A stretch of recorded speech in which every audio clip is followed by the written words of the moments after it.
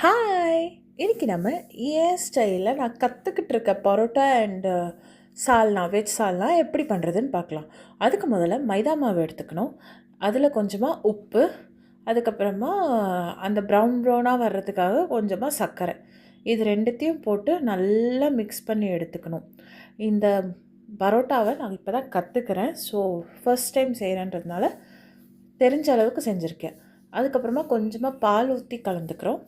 அதுக்கப்புறமா வந்துட்டு பால் எல்லா சைடுமே ஓரளவு கோட் ஆனதுக்கப்புறம் கொஞ்சம் கொஞ்சமாக தண்ணி விட்டு மிக்ஸ் பண்ணி எடுத்துக்கணும்.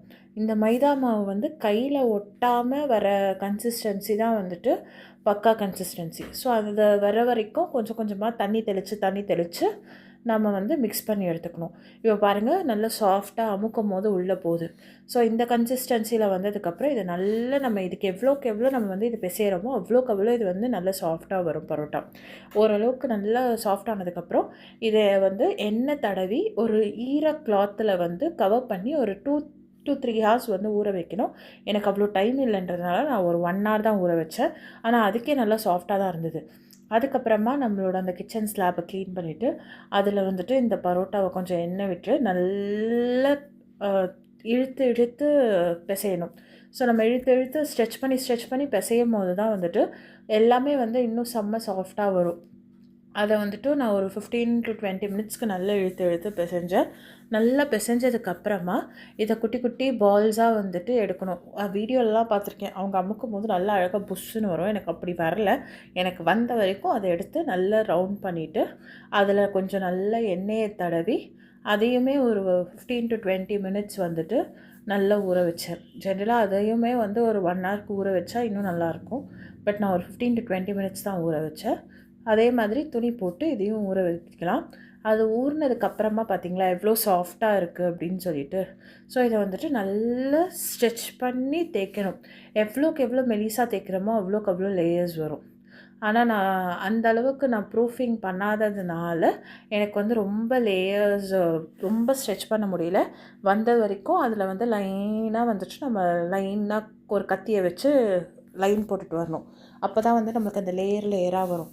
இந்த மாதிரி எல்லா பரோட்டாலையும் லைன் போட்டதுக்கப்புறமா அதை ஓரளவுக்கு ஸ்ட்ரெச் பண்ணி மடித்து வைக்கணும். இந்த மாதிரி ஒரு பரோட்டாக்குமே நம்ம பண்ணணும். இது எல்லாத்தையும் பண்ணிவிட்டு ஒரு 10 மினிட்ஸ் எண்ணெய் தடவி எல்லாத்தையும் வந்து ஊற வச்சிடுறோம். ஊற வச்சதுக்கப்புறமா இந்த மாதிரி தான் இருக்கும் எல்லாத்தையும். ஊற வச்சுட்டு இப்போ இது எல்லாத்தையுமே வந்துட்டு ஒன்றா சூட ஆரம்பிக்கலாம். இதுக்கு வந்து ரொம்ப ப்ரெஷர் போடாமல் ஓரளவுக்கு லைட்டாக ப்ரெஷர் போட்டுட்டு இந்த மாதிரி சப்பாத்தி கல்லில் தேய்ச்சி எடுத்துக்கலாம். அதுக்கப்புறமா கேஸை வந்துட்டு சிம்லேயே வச்சு நம்ம சுடணும். சிம்மில் வச்சு சுட்டால் தான் வந்துட்டு எல்லாமே உள்ளேயும் வேகும். இல்லைனா வந்துட்டு உள்ளே வேகாமல் வெளியில் மட்டும் கடகடன்னு கிறிஸ்பி ஆயிரும்.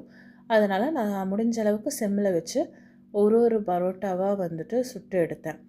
ஃபர்ஸ்ட் டைம் பண்ணுறேன்றதுனால எனக்கு இந்த ப்ராசஸை முடிக்கவே ஒரு 3 ஹார்ஸ் 3.5 ஹார்ஸ் ஆயிடுச்சு. இதை வந்து நல்லா 2 சைடும் வந்துட்டு ப்ரௌன் ஆகிற அளவுக்கு சுட்டு எடுக்கணும். பார்த்திங்களா, 2 சைடுமே ப்ரௌன் ஆகிடுச்சு. அதுக்கப்புறம் இதை ஒன்றா சேர்த்து தட்டணும். நான் ஒழுங்காக தான் தட்டினேன். நான் தட்டுறதை பார்த்து என் புருஷன் தலையிலேயே தட்டி அவர் வந்துட்டு இதை தட்டினார். பரோட்டாவை கிழிச்சிட்டாரு, இருந்தாலும் பரவாயில்ல. இந்த மாதிரி தட்டினா நம்மளுக்கு பாருங்கள் லேயராக வருது அந்த பரோட்டாவில். ஸோ இந்த மாதிரி இருந்ததுன்னா நம்ம பரோட்டா பாஸ். இப்போது இந்த பரோட்டாவுக்கு வந்துட்டு நான் வந்து தொட்டுக்கிறதுக்காக ஒரு வெஜிடபிள் சால்னா செஞ்சுருந்தேன். அது வந்துட்டு ஒரு குக்கரில் எண்ணெய் ஊற்றி அதில் கொஞ்சமாக சீரகம், அதுக்கப்புறம் அந்த பட்டை, கிராம்பு, ஏலக்காய் அதெல்லாமே அரைச்சி வச்சுருக்குவேன் ஒரு பவுடர். அதையும் உள்ளே போட்டுட்டு அதில் வந்துட்டு மெலிசாக கட் பண்ணி வச்சுருக்கிற வெங்காயம் போட்டுடணும். வெங்காயம் ஓரளவுக்கு நல்லா ப்ரௌன் ஆன உடனே அதில் இஞ்சி பூண்டு பேஸ்ட் போடுறோம். அந்த இஞ்சி பூண்டு பேஸ்ட்டோட பச்சை ஸ்மெல் போனதுக்கப்புறமா வந்துட்டு இந்த இதுக்கு சால்னாக்கு தேவையான அளவுக்கு ஒரு 4 தக்காளியை வந்து ஸ்லைஸாக அரிஞ்சு போடுறோம். அதுக்கப்புறமா இதுக்கு தேவையான அளவுக்கு மஞ்சள் தூள், அதுக்கப்புறமா உப்பு, இந்த கிரேவிக்கு தேவையான அளவுக்கு போட்டுக்கோங்க. இதில் நம்ம ஒரு மசாலாவும் அரைச்சி ஊற்றுவோம், அதனால் அதுக்கு ஏற்ற மாதிரி உப்பு போட்டுக்கணும். கொஞ்சமாக கொத்தமல்லி, அதுக்கப்புறமா அதில் கொஞ்சமாக வந்துட்டு புதினா, இது எல்லாத்தையுமே போட்டு நல்லா மிக்ஸ் பண்ணி வதக்கி விட்டுறணும். இது எல்லாமே வதங்கி அந்த எண்ணெய் மேலே வர ஸ்டேஜில் என்ன பண்ணணுன்னா, நான் ஒரு காரப்பொடி போட்டிருக்கேன், தனியா பொடி போட்டிருக்கேன். அப்புறமா எங்கள் வீட்டில் வந்துட்டு குக்கடோட அந்த மஷ்ரூம் மசாலா ஒன்று இருந்துச்சு, சுக்கா மசாலா. அதையும் நான் வந்து கொஞ்சம் இதில் போட்டு சேர்த்துருந்தேன் ஃப்ளேவருக்காக. இதெல்லாமே நல்ல மசாலா ஸ்மெல்லாம் போனதுக்கப்புறமா தேங்காய், கேஷ்யூநட், கசகசா, சோம்பு இது 4த்தையுமே வந்து அரைச்சி நான் பேஸ்ட்டாக போட்டிருக்கேன். அந்த பேஸ்ட்டையும் நல்லா போட்டுட்டு கொஞ்சம் தண்ணி ஊற்றி, கசகசா போட்டதுனால திக்காயிரும்.